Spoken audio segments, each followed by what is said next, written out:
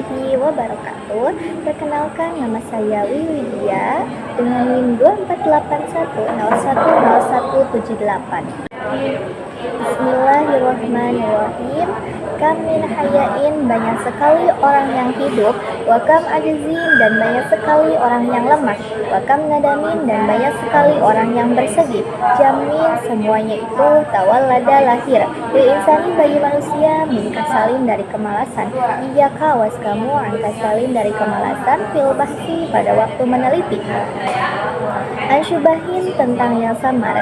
Maqad alimta, apa-apa yang telah engkau ketahui. Wa maqad syukka, dan apa-apa yang diragukan. Dan kasalin, karena malas. Wa qad qila, dan sungguh telah dikatakan. Al kasalu, malas itu min qillati ta'amuli, karena kurangnya memahami. Fi manaqibil ilmi, pada kedalaman-kedalaman ilmu. Wa fadhailihi, dan keutamaan-keutamaannya.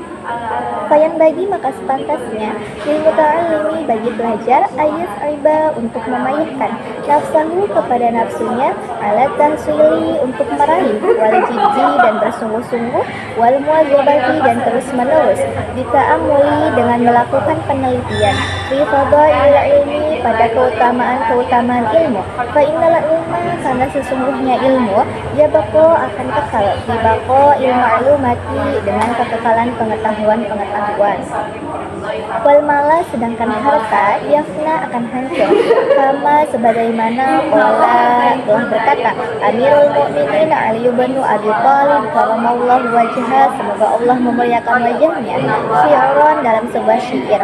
Radina, kami ridha, qismatal jabbari, dengan pembagian dari Allah, fina, kepada kamu, lana, bagi kami, ilmun, adalah ilmu, walil juhali, sedangkan bagi orang-orang bodoh, malun, adalah harta. Fa inal mala, karena sesungguhnya harta, yafna, akan hilang, qaribin, dalam waktu dekat. Wa inal ilmi, sedangkan ilmu, yabqa, kekal, la yazalu, terus menerus. Wal ilmun nafi, sedangkan ilmu yang bermanfaat, yahsulu, akan hasil, bihi, dengannya, husnul dzikra, berpikir yang baik. Wa yabqa, dan abadi, dalika, ilmu yang bermanfaat, ba'da wafatihi, setelah wafatnya. Fa innahu, karena sesungguhnya ilmu nafi, hayatun abadiyatun, adalah kehidupan yang abadi. Wa ansyadana, dan telah menasihati kepada kami, asyayikhu, al-imam, guru, al-imam, pemimpin, al-ajalu, yang mulia, Zahiruddini mufatil a'immah, Zahiru, diantara, ad-dini muftil a'immah, ahli fatwa iman-iman, Hasan bin Ali al-Ma'rufi, yaitu Hasan bin Ali al-Ma'rufi, yang terkenal, bil marginani rahimahullahu ta'ala, semoga Allah merahmati, syi'ron, dalam sebuah syair. Al-jahiluna, orang-orang bodoh itu, mauta, adalah sudah mati, qabla mautihim, sebelum kematian mereka.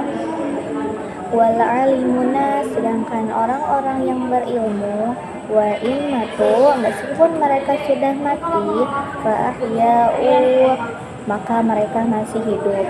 Wa ansyadana, dan telah menasihati kepada kami, Syekhul Islam, guru Islam Burhanuddin. Wa fil jahli, dalam kebodohan itu, qabla mauti, sebelum kematian, mautun, sudah mati, li ahlihi, bagi pemiliknya. Wa ajsamuhum, maka badan-badan mereka, qabla kuburi, sebelum dikubur, kuburun, sudah menjadi kuburan. Wa innam ro'an, dan sesungguhnya seseorang, alam yahya, tidak akan hidup, bil ilmi, karena ilmu. Mayitun, walaupun sudah meninggal. Walaisa, dan tidak ada, lahu, bagi dia, hina nusyuri, pada waktu dibangkitkan, nusyurun, satu kebangkitan pun, goiruhu, selainnya.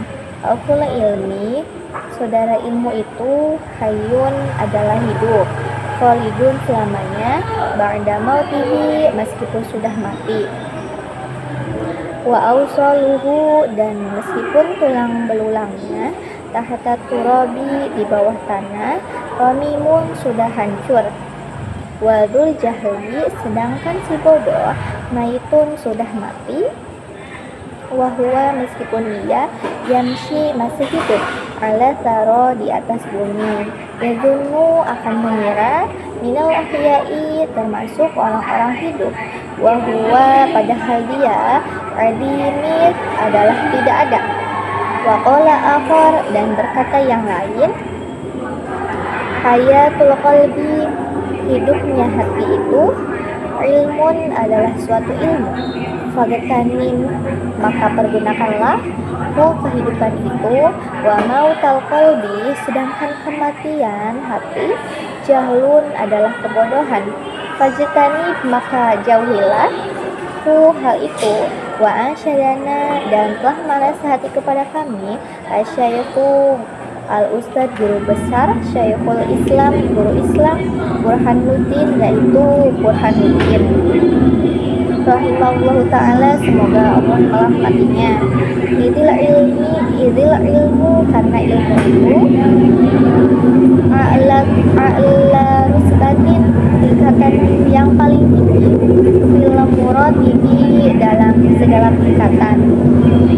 Wa min dunihi sedangkan selain ilmu aizul ula kemuliaannya fil mawakibi ada dalam banyaknya pengikut. Fadul ilmi maka orang yang berilmu ya boko akan abadi.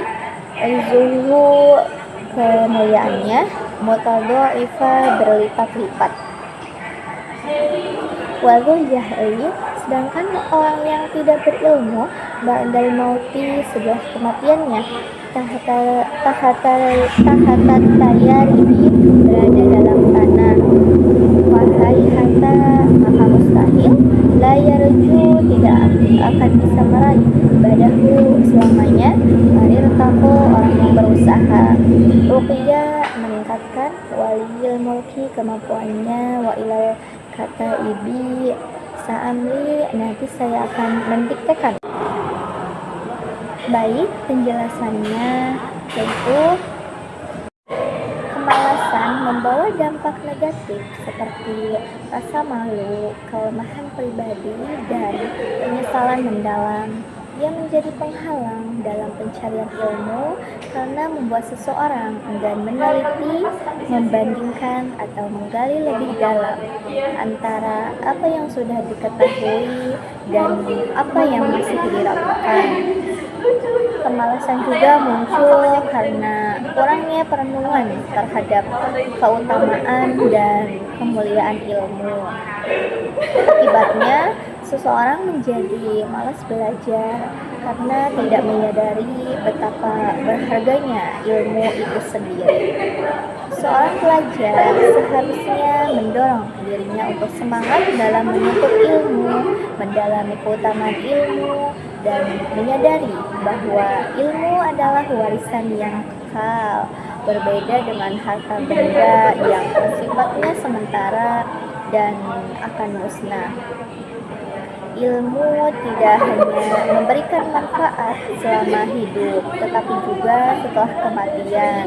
Sayyidina Ali bin Abi Thalib dalam syairnya menggambarkan bahwa orang berilmu ridho dengan ilmu, sedangkan orang bodoh hanya mengumpulkan harta. Harta akan habis dan musnah, sedangkan ilmu tetap abadi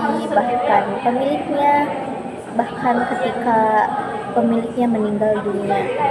Hal ini menunjukkan bahwa ilmu memiliki nilai yang jauh lebih tinggi dan lebih panjang umurnya dibandingkan harta. Karena ilmu dapat mendatangkan reputasi baik dan nama yang dikenang sepanjang masa.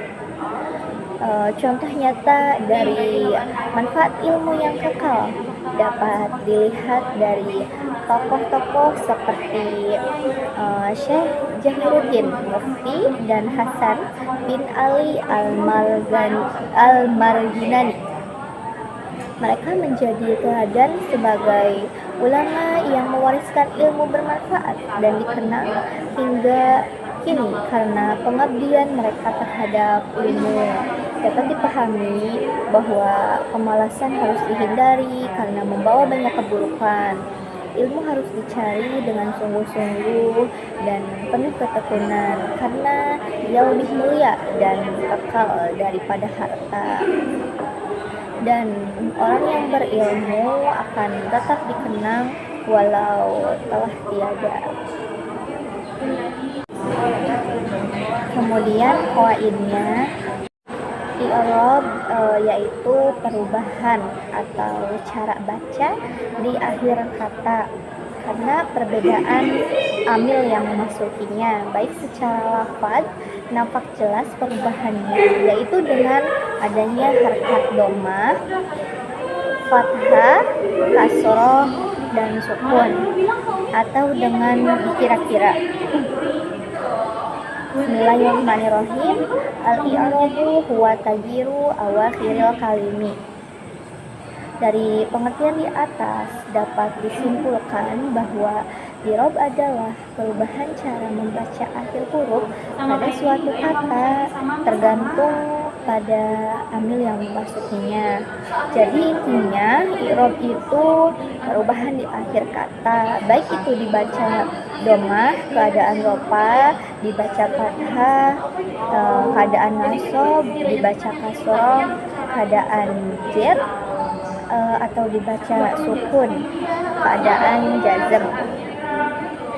Liftilafil awamili adakhilati alaiha. Nah, itu menunjukkan perubahan pada akhir kata tergantung pada amil yang memasukinya. Lalu apa yang disebut amil itu? Amil adalah suatu penyebab, bisa berupa huruf, keadaan, dan sifat yang membuat kata yang terkena amil ini harus dibaca rofa dengan dhammah, nasab dengan fathah, jar dengan kasroh, atau jazm dengan sukun.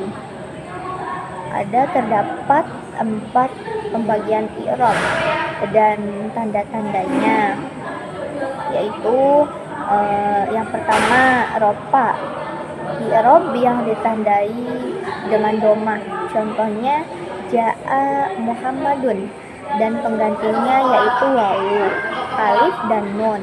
Rofa merupakan i'rab dasar, jadi pada awalnya semua isim mu'rab i'rabnya rofa. Tanda-tanda i'rab rofa itu ada 4. 1. Dhammah, terdapat pada isim mufrad, jamak taksir, jamak muannats salim, dan fi'il mudhari. Yang kedua, wawu, terdapat pada jamak mudzakkar dan asmaul khamsah. Yang ketiga, alif, terdapat pada isim tasniyah. Yang keempat, nun, terdapat pada fi'il mudhari yang bertemu dengan dhamir syekh, yakni alif tasniyah, waw jamak, dan ya muannasah. Lalu yang kedua dari pembagian i'rab itu nasab, i'rab yang ditandai oleh fathah, contohnya akal tufaha, dan penggantinya yaitu alif, kasroh, ya, dan membuang nun. Tanda-tanda i'rab nasab ada 5, yaitu 1. Fathah, terdapat pada isim mufrad, jamak taksir, dan fi'il mudhari. Yang kedua, alif, terdapat pada asmaul khamsah. Yang ketiga, kasroh, terdapat pada jamak muannats salim. Yang keempat, ya, terdapat pada jamak mudzakkar salim dan isim tasniyah. Dan yang terakhir, yang kelima, hazfun nun, mubah huruf nun, terdapat pada af'alul khamsah. Yang ketiga itu dari pembagian i'rab yaitu i'rab khafad. I'rab khafad yaitu ditandai oleh kasroh, contohnya kataba Muhammadun 'alas saburati, dan penggantinya ya dan fathah. Tanda-tanda i'rab khafad ada 3, yaitu yang pertama kasroh, terdapat pada isim mufrad yang munsharif, jamak muannats salim, dan jamak taksir. Yang kedua itu ya, terdapat pada asmaul khamsah, isim tasniyah, dan jamak mudzakkar. Yang ketiga, fathah. Ciri ini khusus bertempat pada isim ghair munsharif. Lalu pembagian i'rab yang terakhir yaitu i'rab jazm. I'rab jazm ditandai oleh sukun. Contohnya izhab dan membuang huruf. Tanda-tanda i'rab jazm ada dua, yaitu yang pertama sukun terdapat pada fi'il mudhari yang sahih huruf akhirnya. Yang kedua hazfu, membuang, ada dua macam, yaitu hazfu ilah dan hazfu huruf nun, berada dalam bagian yaitu fi'il mudhari yang muta'akhir dan af'alul khamsah.